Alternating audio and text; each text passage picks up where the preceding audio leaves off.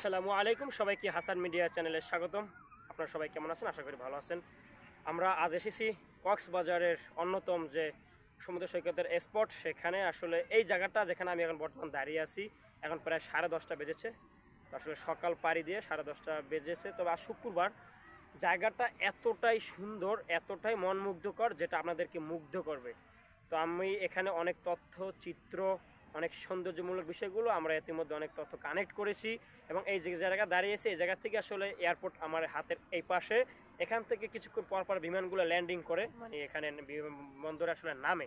এক হচ্ছে এদিকে সাগর, ক্যামেরাম্যান যদি বলবো এদিকে সাগরটা একটু দেখানোর জন্য। এই সাগরটা আসলে এত বড় একটা সাগর যে এখান থেকে বিমানগুলো ঘুরে সুন্দর করে আসলে এই ঝাউ গেছে এখান থেকে পড়ে সমুদ্র সৈকতের পাড়ে আসলে এই এয়ারপোর্টটা অবস্থিত। তারপর আমার পিছনে এই দিকটা এত সুন্দর একটা জায়গা, মনে করেন তিমি মাছ এখানে পড়ছে, তিমি মাছের মতন। আসলে তিমি মাছ এটা হচ্ছে বালুর বস্তা, অনেক বড় বড় বস্তাগুলো এখানে ফালে রাখছে, যাতে এখানে বড় বড় ঘূর্ণিঝড় কিংবা বড় ধরনের কোনো ধরনের সামুদ্রিক উজান বা সামুদ্রিক তুফান আসলে যাতে এগুলো প্রথম ট্যাকেল দিতে পারে, এগুলো থামাতে পারে। তারপর বাকিটা বিকল্প ব্যবস্থাও রয়েছে।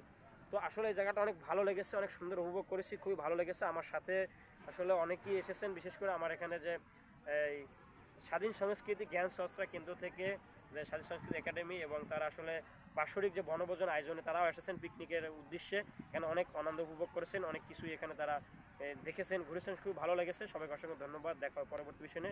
আল্লাহ হাফেজ।